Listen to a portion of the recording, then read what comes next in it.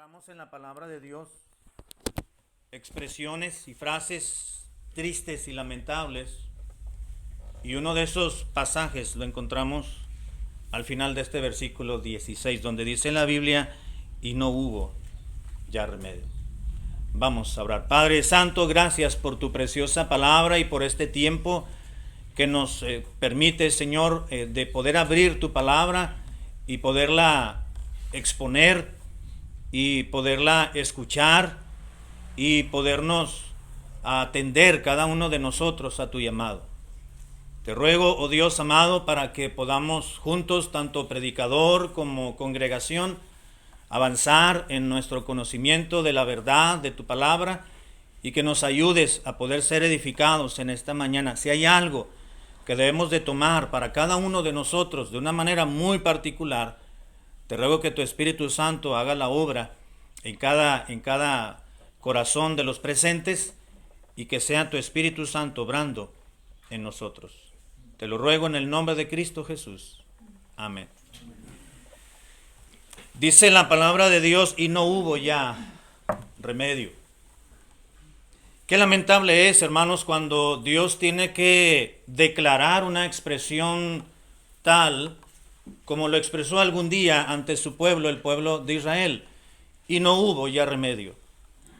Cuando Dios declara que cuando ya no hubo remedio es porque hubo un proceso previo de trabajo arduo, por así decirlo, de parte de Dios para con los suyos.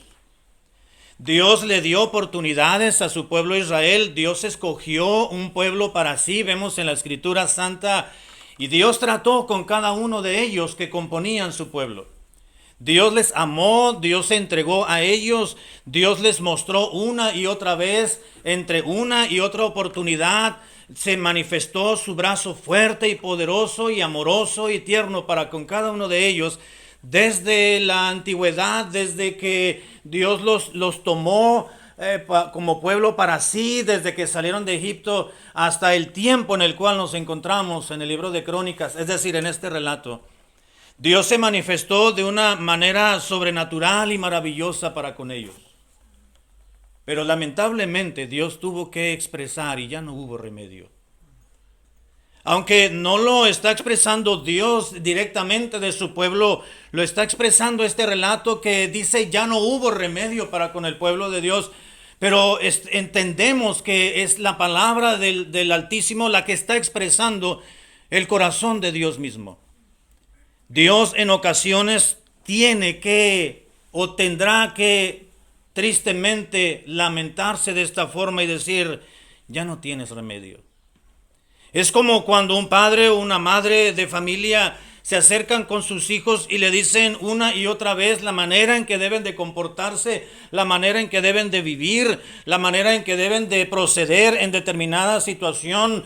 Se les comparten, se les enseñan principios morales, se les enseñan principios bíblicos, se les enseña cómo vivir en la vida, se les envuelve en el medio ambiente cristiano, y los hijos crecen, pero lamentablemente algunos se desvían, y tristemente los padres tenemos que decir en alguna ocasión: ya no tienes remedio. ¿Qué más te debo de hacer?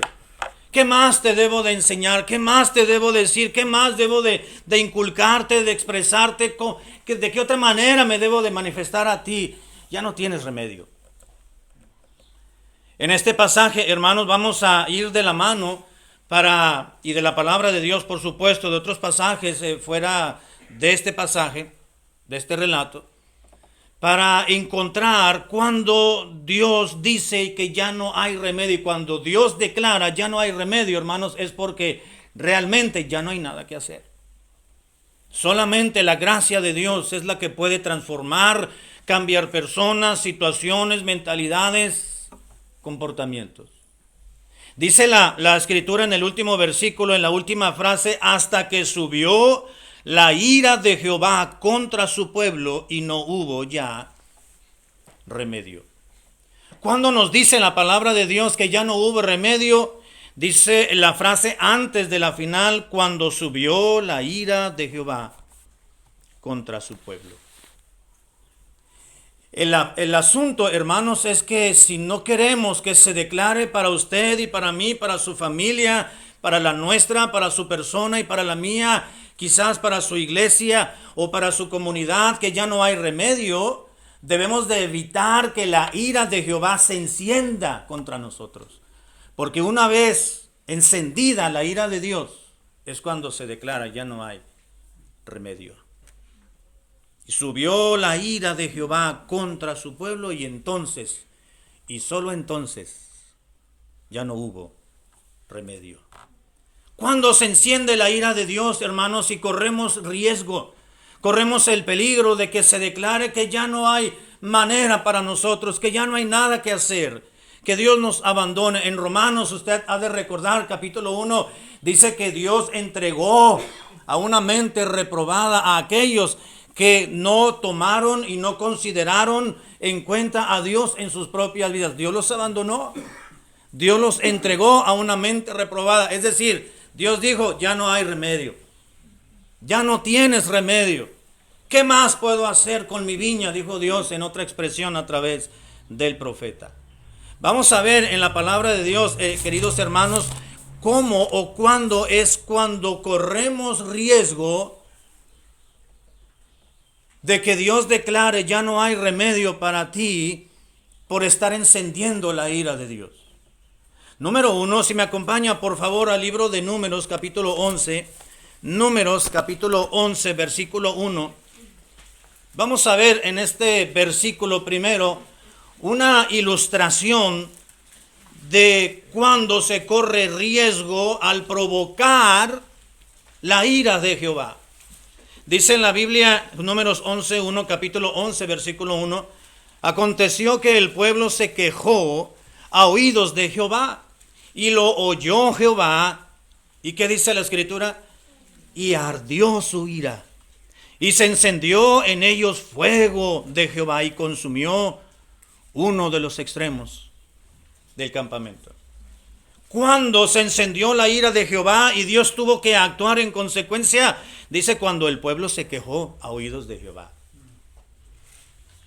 El pueblo corrió riesgo, estaba corriendo. Si nos tratamos de colocar en esta escena del relato, podemos pensar, estamos corriendo riesgo porque estamos provocando la ira de Jehová de los ejércitos. ¿Y cómo se provocó la ira de Jehová? Dice, porque el pueblo comenzó a quejarse.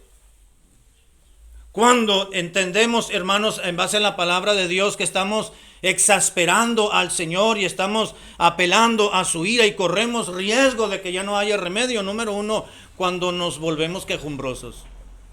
Y el pueblo se quejó ante Jehová y Dios oyó su queja y entonces se encendió la ira de Dios. Cuando nos volvemos quejumbrosos. Ya sabemos lo que quiere decir quejarse, hermanos. Significa expresar o manifestar el resentimiento que se tiene de otro. Lo que estaba haciendo el pueblo de Dios en este pasaje no era hablar necesariamente, expresar un mal sentimiento para con otro pueblo de los que no los habían recibido cuando iban en el camino, en su peregrinación a la tierra prometida. Se estaban quejando contra Jehová, contra su propio Dios, de la situación en la que se encontraban, del peregrinar, del caminar que estaban llevando día tras día, semana tras semana y mes tras mes. El pueblo se quejó ante Jehová, es decir, expresaron, manifestaron su resentimiento que tenían dentro de sí para con la situación en la que estaban viviendo. Y uno piensa, bueno, pues es natural, que esperaban, no tenían todas las comodidades. ¿Verdad que no, hermanos?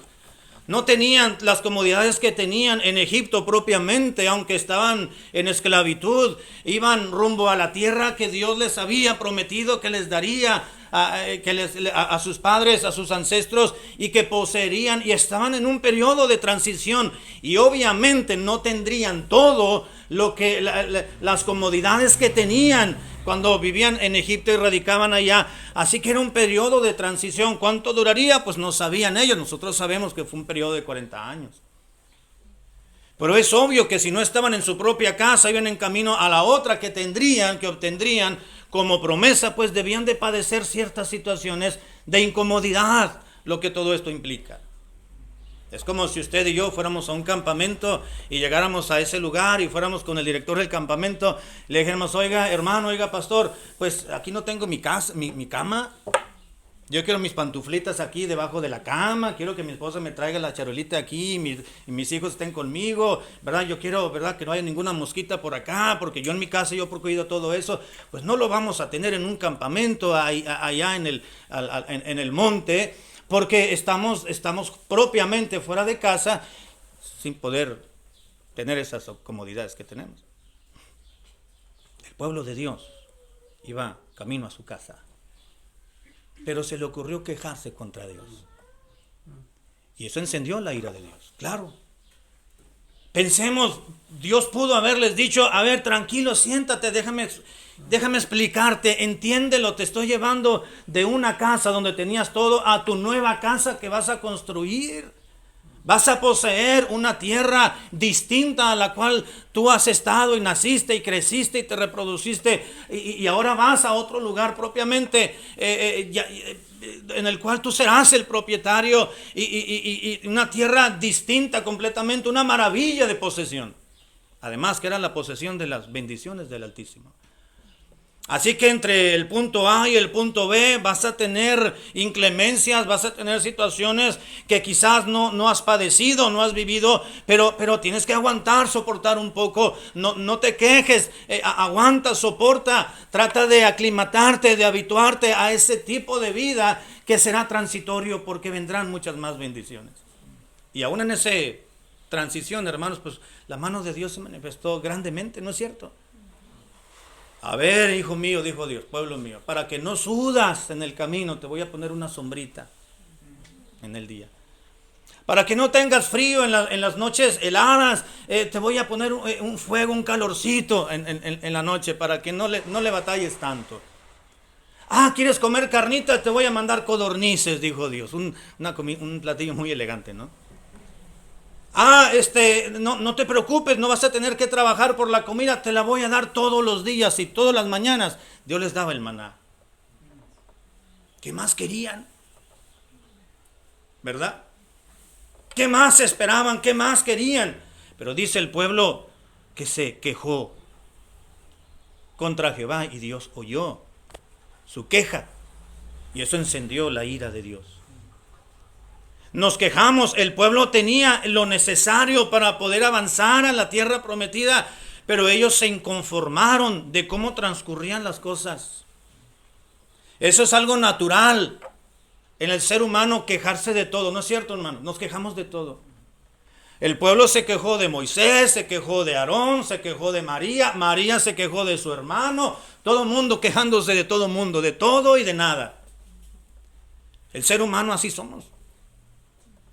No es justificable, pero es nuestra naturaleza, por nuestra humanidad, por nuestra impiedad que traemos en nuestra naturaleza vieja. Dios les proveyó al pueblo de Dios de un líder, les proveyó el camino, la dirección, el cuidado, la alimentación diaria, su mano, su presencia y demás, pero aún así se inconformaron.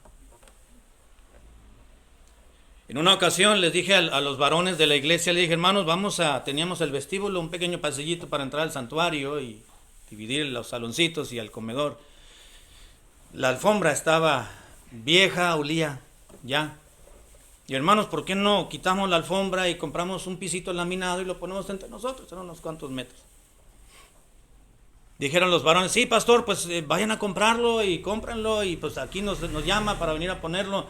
Y bueno, esa misma semana me fui con el tesorero, compramos el pisito, lo pusimos allí. Le dije, hermano, ya está, vamos a ponerlo. No llegaron los hermanos, solamente llegó uno. Esas cosas raras que no suceden en las iglesias, ¿verdad? Que uno cita a los hermanos y siempre llegan. Y llegó uno.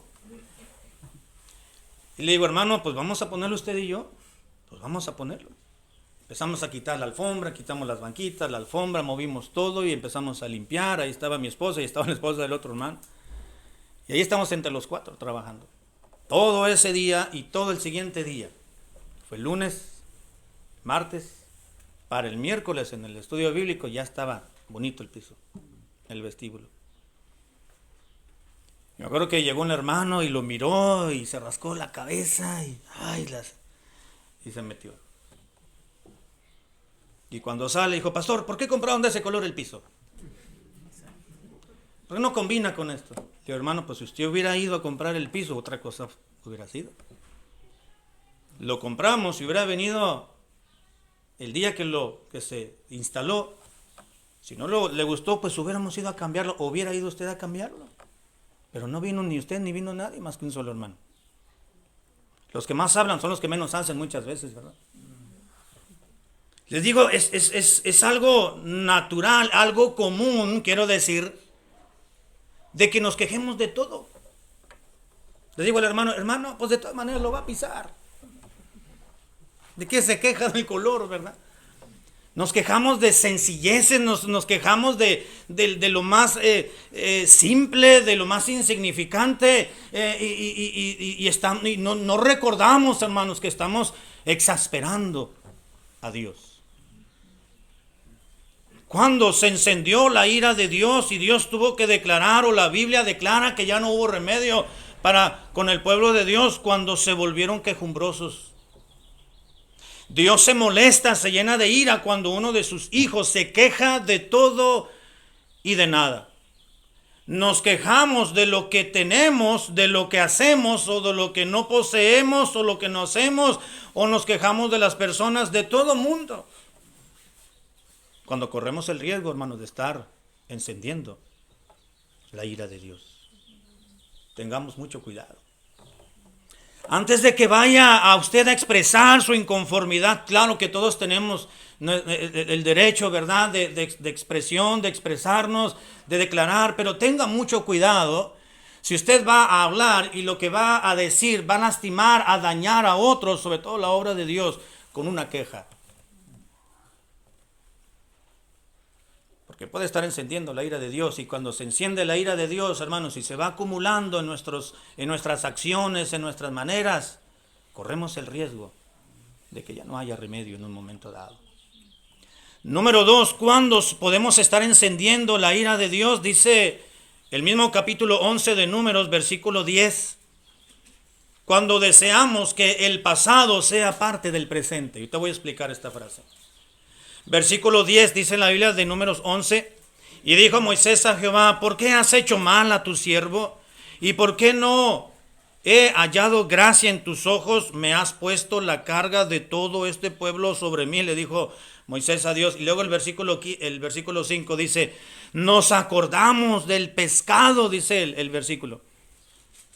Nos acordamos del pescado que comíamos en Egipto de balde, de los pepinos, de los melones, de los puerros, de las cebollas y de los ajos. Y ahora nuestra alma se seca. Qué exagerado, ¿no? Nada más porque no estaban comiendo tacos de suadero, para ellos no era comida. Tenían el maná, tenían la carnita, tenían la provisión de Dios, la alimentación diaria, el sustento divino. No del gobierno, de Dios directamente.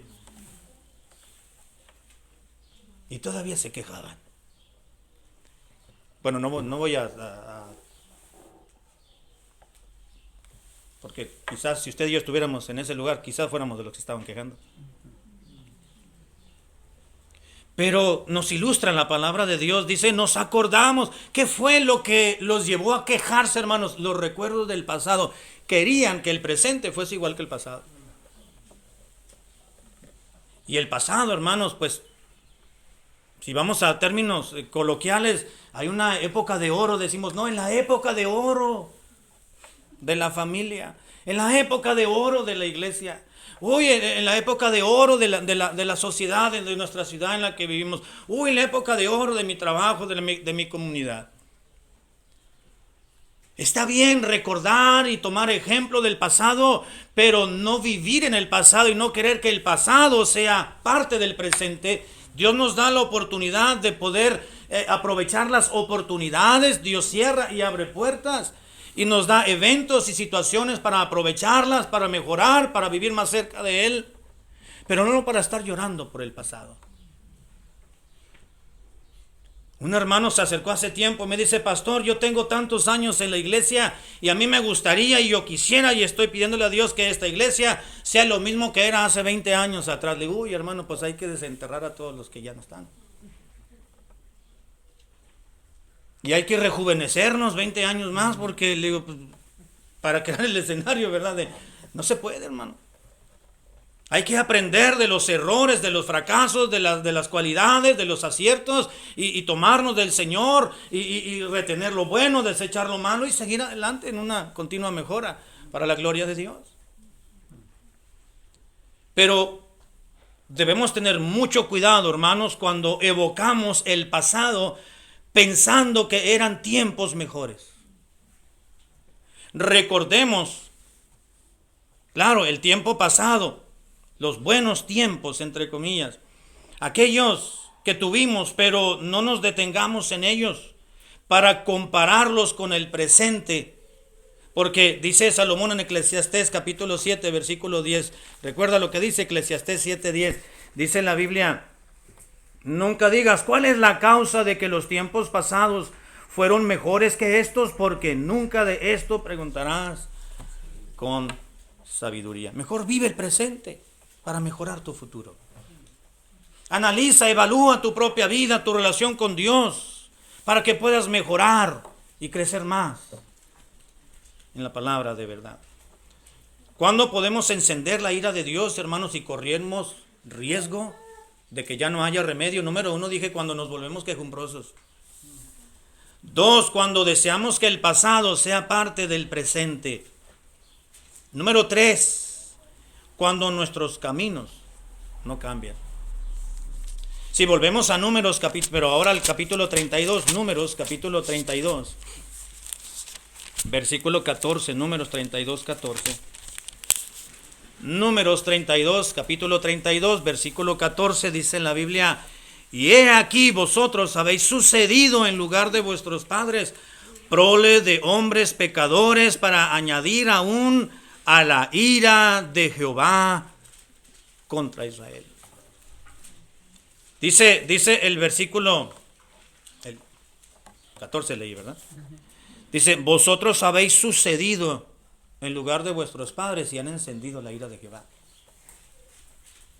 Habéis sucedido, la palabra o el término sucedido quiere decir literalmente, hermanos, habéis sido iguales a.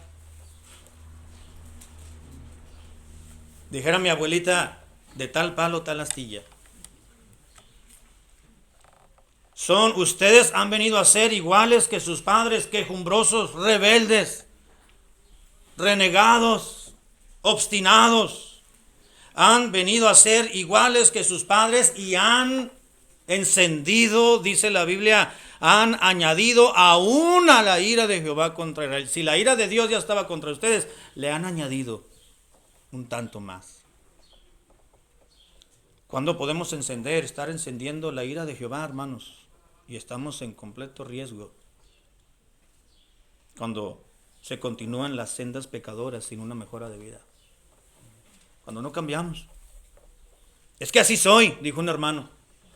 Pues es que ya no, si alguno está en Cristo, nueva criatura es, hermano, le digo. Pero es que así soy, traigo los genes de mi padre, de mis abuelos, ¿y qué le voy a hacer? Le digo, pues entonces analice su vida, porque probablemente Cristo no sea el rey de su vida, ni su salvador. Porque si realmente está en Cristo, es una nueva creación. Claro, es un poco complicado poder cambiar de la noche a la mañana, ¿verdad? Es un proceso, el Espíritu de Dios va ayudando a transformar los pensamientos, la renovación en el Espíritu. Espiritualmente hablando, hemos pasado de muerte a vida, pero lo que traemos jalando inherente ya a nuestra propia naturaleza, transcurre mucho tiempo para poder ir en una continua mejora. Pero por la gracia de Dios se lleva a cabo, pero con el esfuerzo del hombre también. Y no es que le ayudemos a Dios, Dios hace lo suyo y nosotros tenemos que hacer lo propio. Pero si no hay un corazón, una disposición de querer mejorar, de querer cambiar, de decir es que esto no lo debo de hacer porque esto no agrada al Señor, esto sí lo voy a realizar en mi vida, lo voy a aplicar a mi vida porque quiero ser mejor, quiero agradar a Dios, nunca vamos a llegar a ningún lado. No debemos ser los mismos de antes. La ira de Jehová se encendió contra el pueblo de Dios y se le añadió un poco más cuando ellos continuaron siendo exactamente lo mismo que sus padres eran.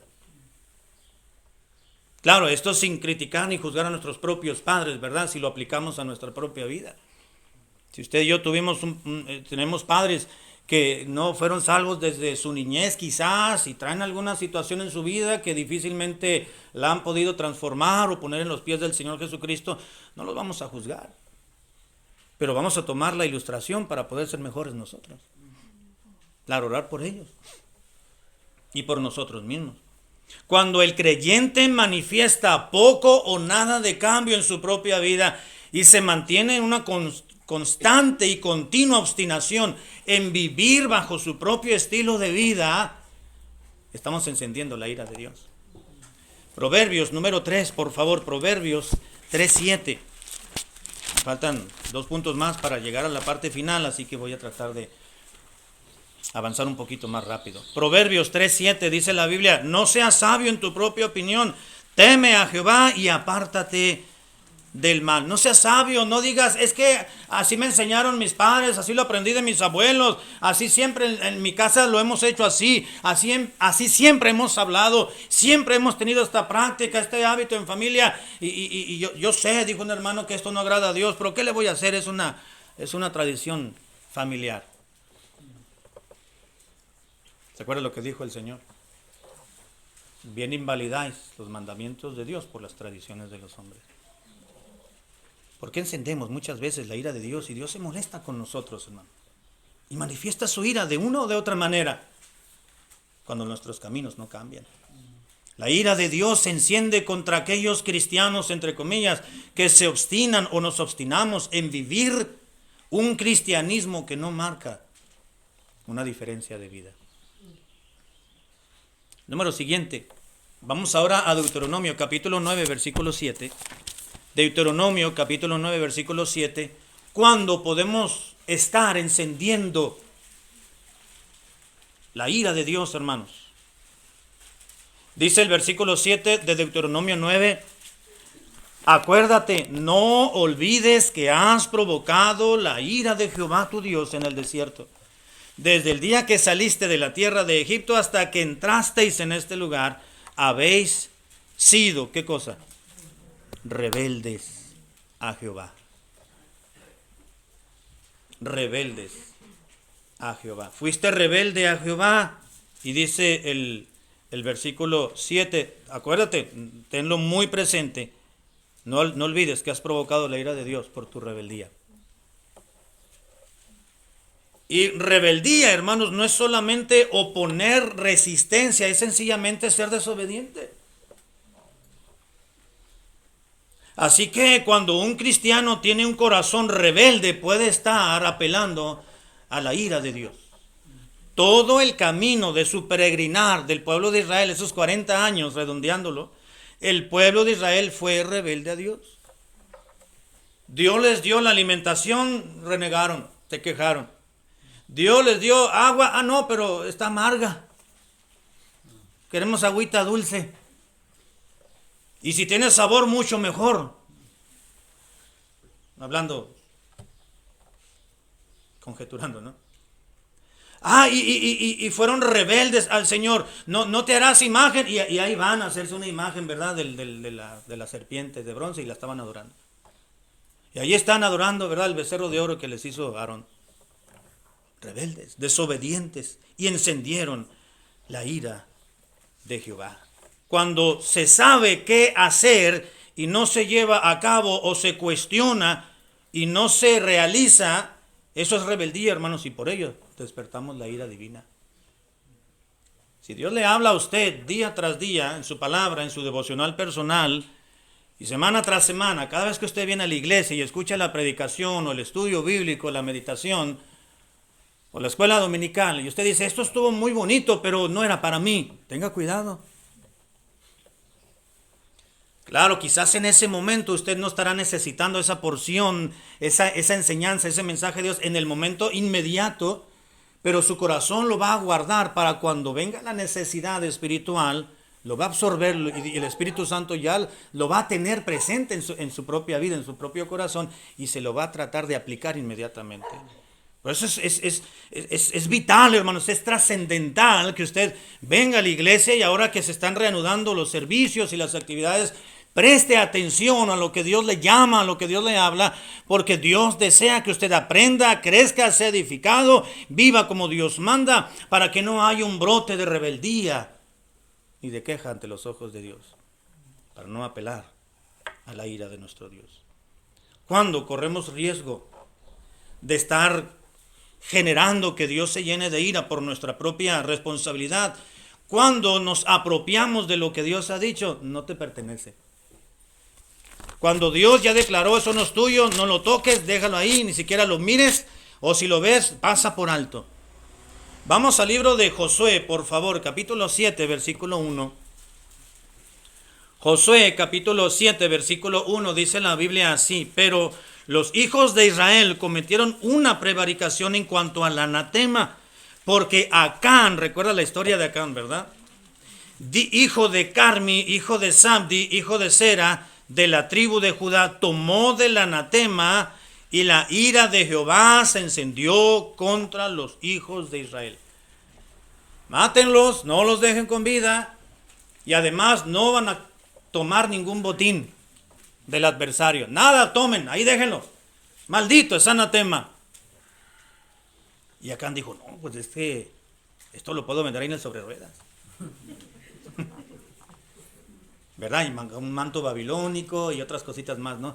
Y ahí lo escondió y ahí lo traía en su morralito, y cuando ya llegaron al campamento, pues en la noche quizás empezó a escarbar ahí, no hagan ruido, dijo él, no hagan.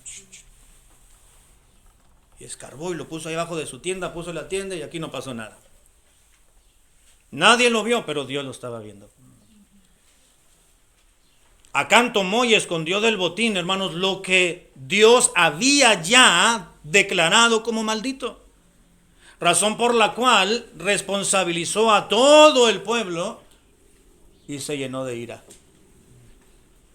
No debemos tomar, hermano. ¿Qué nos enseña este pasaje? Voy a pasarlo rápidamente. Lo que quiero es que veamos que Acán tomó de lo que Dios le había dicho, no es tuyo. No lo tomes, no. Es más, no lo quites de ahí, lo pongas en otro lugar. Mucho menos te lo lleves a tu casa. No te apropies de algo que no es tuyo. Es más, está maldecido. Es propiedad del anatema. No debemos tomar, esto quiere decir, hermanos, que no debemos tomar maneras, actitudes, modelos de vida, consejo de este mundo, porque no nos corresponde, no es nuestro, porque la ira divina caerá sobre nosotros. No tomes de eso. Va a escuchar, va a pedir consejo para mejorar su vida, su situación relacional con alguna otra parte. Pues vaya a la palabra de Dios, vaya con el pastor, vaya con su esposa, vaya con el hermano o la hermana que le puede dar un consejo bíblico. No se vaya con aquella persona que no tiene a Cristo en su vida, que no tiene principios bíblicos, que le va a dar un consejo en base a filosofías humanas. No le corresponde. Va a echar a perder su vida. Vaya con Dios. Dios dijo, ya no hagas eso, vive de esta manera, ya no vivas como antes vivías en las tinieblas de tu mente, ahora eres luz, sois hijos de luz. Vive como tal. No tomes las maneras de este mundo, que el mundo se convierta a ti y tú no tomes las maneras de ellos, dice Dios. No tomes prestado del anatema. Pero cuando esto sucede, entonces entendemos la ira de Dios. Y con justa razón, ¿sí o no, hermanos? Con justa razón. Cuando uno le dice a los hijos, llévate chamarras y vas a salir. No, es que no tengo frío. No, pero si no te abrigas ahorita vas a estar como yo después. No, es que no pasa nada. No, sí pasa, llévatelo. No, aquí lo voy a dejar. Y se van, regresan en la noche con la chamarra de alguien más. Y a uno se le tuerce aquí adentro, ¿verdad? Le da coraje. te dije. Y se molesta uno como padre, ¿verdad? Eso pasa lo mismo con Dios, hermano. Dios nos dice, no hagas esto, no adoptes esta filosofía de vida, no adoptes esta manera de pensar, no adoptes esta práctica, esta tradición es humana, no me agrada, no la lleves a tu casa, esas amistades no convienen, esta forma de vida no es la tuya, huye de ahí, cámbiala. Pero persistimos en vivir de esa manera y tomamos prestado esas maneras del mundo, y entonces estamos haciendo que la ira de Dios se despierte. Y voy a terminar. Segundo de Crónicas 36, pasemos al mismo pasaje de introducción del tema. Y aquí termino. Segundo libro de Crónicas, capítulo 36, versículo 15 y 16. ¿Cuándo podemos estar encendiendo la ira de Dios? Y una vez encendida la ira de Jehová, hermanos, corremos el riesgo de que ya no haya remedio. Que Dios diga, traté contigo, no entendiste, ahora arréglatelas tú. ¿Se acuerda lo que le dijo David a Salomón cuando le estaba entregando el reino? Sírvele al Dios de tu padre con un corazón voluntario y ánimo también. Reconócelo en todos tus caminos, dice, porque si tú lo reconoces, Él va a estar contigo. Pero si tú lo desechas y no lo consideras en tu vida, Él te desechará para siempre. No vamos a perder la salvación. Pero Dios nos va a abandonar y va a decir, ok, no me quieres considerar en tu vida, vive, acá te espero. Pero a ver cómo le vas a hacer. A ver, arréglatelas tú. Eso puede ser el resultado, hermanos, de estar provocando la ira de Dios. Bueno, vamos al versículo 15 y 16. Y Jehová, el Dios de sus padres, envió constantemente palabra a ellos por medio de sus mensajeros, porque Él tenía misericordia de su pueblo y de su habitación. ¿Se da cuenta, hermano? Dios les envió mensajeros, profetas, predicadores a su pueblo desde temprano y sin cesar, constantemente, dice palabra a ellos por medio de mensajeros, porque Dios tenía misericordia de su propio pueblo y de su habitación. Pero ¿cuál fue la reacción del pueblo de Dios? Verso 16. Mas ellos hacían escarnio de los mensajeros de Dios y menospreciaban sus palabras, burlándose de sus profetas, hasta que subió la ira de Jehová contra su pueblo, y no hubo ya remedio. Cuando el pueblo de Dios, entre otros aspectos, provocó la ira de Jehová, y ya no hubo remedio. Cuando ellos hicieron escarnio de los profetas, de los mensajeros que Dios les envió. ¿Cuándo podemos estar en riesgo, hermanos, de encender la ira de Jehová y que venga lo que esto conlleva? Número 6, y aquí termino, cuando se menosprecia a los siervos de Dios. Cuando se menosprecia o menospreciamos a los predicadores. Cuando los tomamos en menos. El pueblo de Israel tuvo en poco la posición y el contenido de los que, del mensaje, obviamente, ¿verdad? De los que Dios había escogido para enseñarles su palabra. Hay tres aspectos aquí, tres acciones que el pueblo llevó a cabo con los mensajeros, es decir, con los profetas. Dice que hacían, ¿qué cosa, hermanos? Escarnio de los mensajeros. La palabra escarnio literalmente significa, en este versículo, ridiculizar. Y eso se espera, hermanos, que se ridiculicen a los predicadores del mundo, pero no de los cristianos. Es decir, quiero corregir, podemos esperar que el mundo nos ridiculice como predicadores, pero no de los hijos de Dios. Podemos esperar, podemos decir, bueno, a estos profetas, claro, pues estaban riendo cómo se vestían con pieles de camello y cinturones todos ahí, que no les combinaba la ropa, despeinados, barbones, podemos pensar, ¿verdad? Y el prototipo del profeta que podemos tener en la mente. ¿Cómo no se iban a ridiculizar? Pero eran siervos de Dios. Lo que comieran, cómo vestían, dónde vivían, no era asunto del pueblo. El pueblo debía de escuchar y someterse, y escuchar y someterse al mensaje y al contenido de ese mensaje cuando venía el mensajero, el predicador. Pero el pueblo los ridiculizaba. Pero no solamente los ridiculizaban, dice la segunda parte del versículo 16, menospreciaban sus palabras. Menosprecio quiere decir desestimar o tener en poca estima. Tenga cuidado, hermano, cuando usted desestime la predicación. Está la predicación y hay hermanos que nada más están mirando el reloj, ¿no es cierto? Pero pues si acabamos de llegar, ya se quiere ir. Una vez estaba predicando y un hermano con casi cada culto estaba así y se echaba para atrás, se acomodaba y a dormir. Eso es desestimar la palabra de Dios. Es que se desveló en la noche, pero pellizquese para que no se duerma. No ridiculice ni al predicador, mucho menos menosprecie el contenido del mensaje que se le está dando.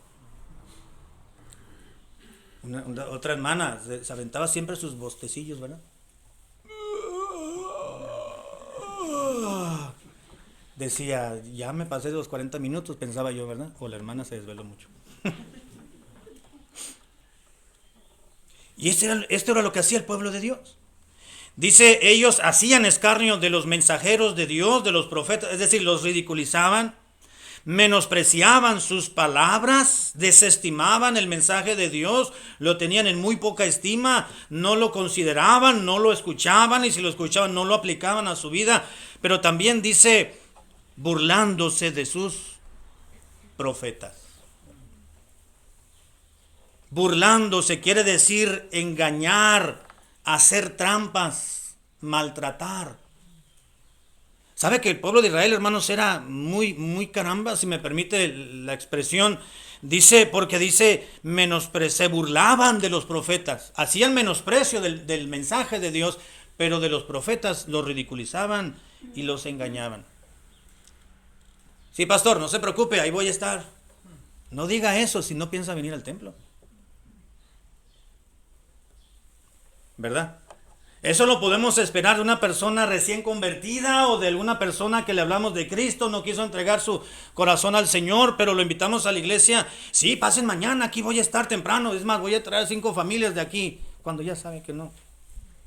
Y vamos, ¿verdad? Vamos emocionados porque decimos, bueno, y tocamos y ni siquiera nos sabe. Lo podemos esperar de alguien que todavía no conoce al Señor, pero de un cristiano. Dice, engañaban a los siervos de Dios, les hacían trampas, los maltrataban. ¿Cuándo podemos estar encendiendo la ira de Dios, hermanos? Y puede ser que corramos el riesgo de que ya no haya remedio en nuestras vidas de poder mejorar ni cambiar. Cuando se menosprecia a los siervos de Dios. No los juzgue, no los critique, no hable mal del siervo de Dios. No murmure de un siervo del Señor. No se queje de él, de su labor, de su familia, de su llamado, de su forma de ser, de exponer, de su posición, porque estará despertando la ira de Dios sobre usted y luego no habrá remedio. Claro, hay que considerar que los predicadores somos humanos, ¿verdad? Fallamos, nos equivocamos. Pero en cuanto a la posición que Dios le ha dado al siervo de Dios en la iglesia, tenga respeto hacia él, a la predicación, al consejo del siervo de Dios. Porque usted es de aquellos que juzga y critica y dice que esto no está bien. A mí me parece que aquí están haciendo este asunto ahí para darnos, dicen algunos, atole con el dedo. Eso nomás es para calmar. No piense eso, porque no es la intención. Un día llegó un hermano y me dice, se expresó mal. Dije, hermanos, vamos a invitar al predicador fulano de tal para el aniversario, y le dimos like. Y se acercó después el hermano y me dice, pastor, ese hermano que usted dijo, el pastor que va a venir, dice, es fulanito de tal. Y digo, sí, dice. Y empezó a mencionar algunas características físicas de ese pastor. Le digo, hermano, digo, tenga mucho cuidado de lo que está diciendo. Le digo, pues está hablando de un siervo de Dios. Que no sea visualmente de su agrado. No debe de criticarlo ni juzgarlo. Mejor venga, siéntese en ese día de campaña y escuche a Dios a través de ese siervo. Cuando usted se humille y humille su corazón, Te va a pensar diferente. No se va a fijar tanto en su físico, sino en lo que Dios está haciendo a través de él. No lo menosprecie. No, pastor, es que así es, le estoy diciendo la verdad. Hay que ser realistas, hermano. Pero si vamos a juzgarnos por lo que vemos, usted puede decir mucho de mí y yo puedo decir bastante de usted.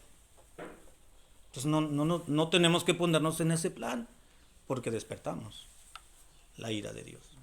Tengamos mucho cuidado, queridos hermanos y muchachos que estamos aquí. Bueno, muchachos que están, ¿verdad? Y digo que estamos por los adultos. Tengamos mucho cuidado cuando estemos tentados a quejarnos. Piénsela 2 veces. Porque si lo hace una vez y ya lo hicimos una vez, una segunda, tercera ocasión, cuarta, quinta, sexta, o la 100ª vez quizás, entre más lo hagamos va a ser menos complicado hacerlo. Más fácil se nos va a hacer, ¿sí o no? El asunto es la primera vez. Así que tengamos mucho cuidado de no despertar la ira de Dios, porque puede ser que algún día todo esto se vaya acumulando y entonces Dios diga, ¿sabes qué? Ya no tienes remedio, ya no puedo contigo. Se acabó. Vive como quieras, hazle como quieras, pero no cuentes conmigo, ya no tienes remedio. Y la ira de Dios, hermanos, se enciende. Tengamos mucho cuidado. Es mejor confesarnos ante el Señor y decirle, Padre, ayúdame, tengo esta actitud, tengo este comportamiento, tengo esta situación en mi vida que yo no puedo solo si tú no me ayudas. Necesito de ti, no quiero afectar a mi esposa, no quiero afectar a mi esposo, no quiero afectar a mis hijos, no quiero afectar a la iglesia, a mi trabajo. Quiero hacer las cosas bien, quiero estar en paz contigo y agradándote en toda mi vida. Que Dios nos libre y nos ayude, hermanos, a no encender la ira de Jehová. Vamos a orar. Padre amado, te pido que te agradezco primeramente por tu palabra, por lo que tú nos recuerdas de lo que no debemos de llevar a cabo y de aquellas situaciones en nuestra propia vida, en lo cotidiano, en el día a día, que podemos estar propensos y lo estamos por nuestra humanidad que nos domina, para no caer en estos excesos y en estos pecados y en estas situaciones, Padre, que sabemos no son de tu agrado. Líbranos, Señor, tomamos el ejemplo, queremos ver, hemos visto algunos ejemplos del pueblo de Israel, cómo provocó la ira de Jehová nuestro Dios y no les fue bien. Permítenos, Señor, que no experimentemos eso en cabeza propia. Ayúdanos, Señor, a reflexionar, a evaluarnos a nosotros mismos, nuestro entorno, nuestro medio, cada uno de nosotros en particular, y decirte, Señor, esto no sirve, esto arráncalo de mi vida, moldea mi carácter, moldea mis palabras, moldea mis reacciones, mis impulsos, porque esto no me trae nada bueno. Yo no quiero ser un tropiezo, un estorbo a la obra de Dios, al crecimiento de la iglesia. Yo quiero ser uno que apoya, que ayuda, que impulsa, que con mi vida, mi testimonio, mis palabras, mi bien hacer, mi obediencia a tu palabra pueda colaborar para fortalecer mi familia, fortalecer mi iglesia y la obra del Señor. Padre, te pido que apliques esta enseñanza a mi propia vida en particular, primeramente, y ahora en la congregación, a esta noble congregación que ha escuchado tu palabra. En tus manos está, lo pongo ante ti en el nombre de Cristo Jesús. Amén.